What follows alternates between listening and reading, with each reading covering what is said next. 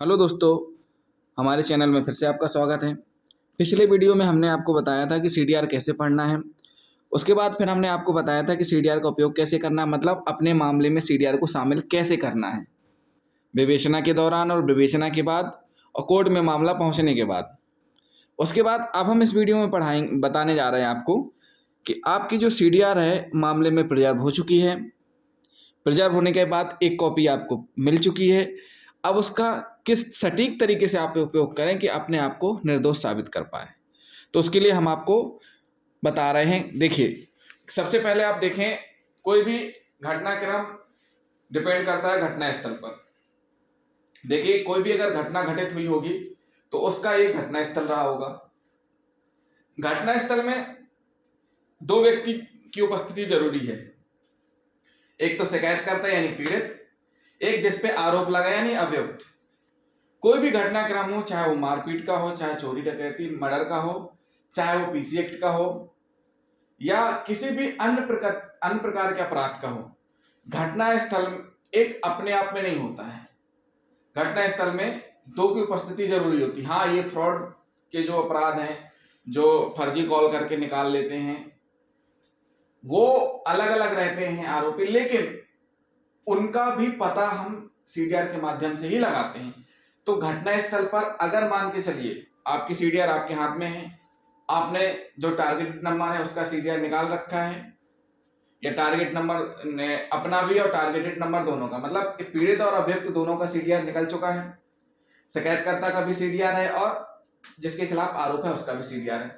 अगर दोनों की उपस्थिति एक सेल आईडी में हो रही है, एक टावर लोकेशन एक सेल आईडी में हो रही है, तो इसका मतलब घटना की पुष्टि हो रही है, यानी कि आप उस चीज को नकार नहीं सकते हैं कि आपने वो अपराध नहीं किया है। लेकिन इसी बीच अगर घटना स्थल में, अगर उस समय विशेष में जिस समय में घटना होना बताया गया, याद रखिए दोस्तों, घटना स्थल में कंप्लेन करते टाइम एक ड्यूरेशन डाला जाता है कि 10 से 2 के बीच में, या 10 से 1 के बीच में, या 10 से 11 के बीच में, या 2 से 5 के बीच में, 10 मिनट बीच में, तो आधा घंटे, इतने टाइम पे ये सारी चीजें हुई। तो वो समय विशेष में घटना स्थल पर अगर शिकायतकर्ता ही मौजूद नहीं है तो मानी जाएगी कि ये तो फर्जी कंप्लेन हुई। अगर मान के चलिए उस घटना स्थल पर सेल आईडी अभियुक्त की कहीं और पर है उस समय विशेष पर, तो क्या माना जाएगा कि ये घटना इस अभियुक्त के द्वारा घटित नहीं की गई है, जरूर दाल में कुछ काला है। या तो ये शिकायतकर्ता झूठ बोल रहा है, या तो किसी के कहने पर कार्रवाई की जा रही है। ये शिकायतकर्ता किसी के कहने पर कार्रवाई ये करवा रहा है। तीसरी चीज है, घटनाक्रम हो रहा है। घटनाक्रम में जो समय दिया गया, मान के चलिए घटनाक्रम में समय दिया गया दोपहर दिन के 12 से 12:30 के बीच में। इस घटनाक्रम के दौरान सीडीआर आपको मिली है, उस दौरान जो शिकायत करता है वो लगातार फोन में बात कर रहा है, या जिसके ऊपर आरोप लगा है वो लगातार फोन में बात कर रहा है। तो ऐसे स्थिति में घटना घटित कैसे हुई? हो ही नहीं सकती। क्यों? क्योंकि घटनाक्रम के लिए जरूरी है आपस में दोनों की या तो बातचीत हो रही हो या दोनों आपस में लड़ रहे हो। लेकिन घटनाक्रम के समय अवधि में अगर दोनों व्यक्ति कहीं किसी से बात कर रहे हैं तो वो उस दौरान घटना स्थल संदेहास्पद मानी जाएगी। क्यों? क्योंकि उस टाइम में वो दोनों बात कर रहे होंगे। जब बात करते करते आदमी लड़ाई कैसे करेगा? फोन भी आ रहा है, फोन से हाय हेलो भी बोल रहा है और वो सामने वाले से बात भी कर रहा है, तो ऐसा तो संभव ही नहीं है। हाँ, कुछ अपराध ऐसे होते हैं पीसी एक्ट के दो, जिसमें रिकॉर्डिंग के आधार पर सिद्ध करने होते हैं। अगर सामने वाला बात कर रहा है, बातचीत के दौरान रिकॉर्डिंग में बातचीत करना पाया जा रहा है, तब तो सही है। लेकिन उस ड्यूरेशन टाइम में, जितने टाइम में रिकॉर्डिंग करना बताया गया है, उस घटनाक्रम के दौरान वो बातचीत करने की रिकॉर्डिंग की आवाज रिकॉर्डर में नहीं आ रही है जो फाइल है उसमें, तो इसका मतलब उसके साथ टेम्परिंग की गई है, आप उसकी जांच करवाइए। उसके बाद फिर बात आती है रंजिशन। बहुत सी कार्रवाइयां क्या होती हैं? जेलसी। आज के समय में आदमी अपने दुख से दुखी नहीं है, दूसरे के सुख से दुखी है। वो देखता है अच्छा ये बढ़ रहा है, तो कोई ना किसी का आदमी मोहरा बना लेता है। ऐसी स्थिति में हम कोर्ट में आवेदन करेंगे या इन्वेस्टिगेशन एजेंसी के पास हम ऐसे प्रूफ पेश करेंगे जिसके आधार पर हम सीडीआर निकलवाएंगे। तो सीडीआर में जैसे निकलवाएंगे, अगर जो आपका दुश्मन है, जिससे आपकी पहले बुराइयां चली आ रही हैं, जिससे आपके केस चल रहे हैं, जिनके खिलाफ आपने कार्रवाई की है, उनसे शिकायतकर्ता लगातार संपर्क में है, तो इसका मतलब शिकायतकर्ता ने जो प्लानिंग के तहत रंजिशन बदले की भावना से आपके खिलाफ कार्रवाई की, तो ये भी आप कोर्ट में रख सकते हैं अपनी बात। उसके बाद ब्लैकमेलिंग, सीडीआर के आधार पर आप ये साबित कर सकते हैं कि किस प्रकार से आपको ब्लैकमेलिंग किया गया।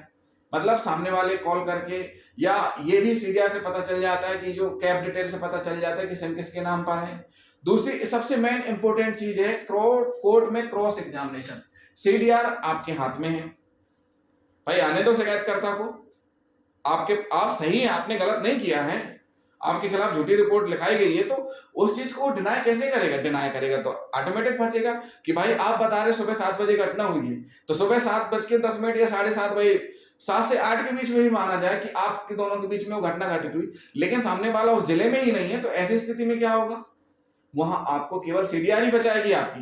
खास करके दोस्तों, हमने पहले वीडियो में बताया आपको, सीडीआर के साथ साथ आप अपने मोबाइल के फंक्शन को देखें, उसमें गूगल मैप लोकेशन भी होता है, उनको भी आप लेकर के चले। अभी इलाहाबाद यूपी में एमपी एमएलए कोर्ट ने विधायक जी का लोकेशन निकाला था। सिद्धा मर्डर केस दिल्ली में, उसमें भी गूगल मैप लोकेशन निकाले गए हैं। सीडीआर के आधार पर कार्रवाइयां हो रही हैं। ये सारी चीजें इन्वेस्टिगेशन एजेंसियां करती हैं। तो जब इन्वेस्टिगेशन एजेंसियां जिनका उपयोग अपराध साबित करने के लिए कर रही हैं, तो उनका उपयोग आप अपने आप को निर्दोष साबित करने के लिए भी कर सकते हैं। तो दोस्तों, जरूरी है सबसे पहले सीडीआर का अध्ययन करना। हमने आपको पहले वीडियो में बताया कि सीडीआर का जो कॉलम, इसको कैसे पढ़ना है।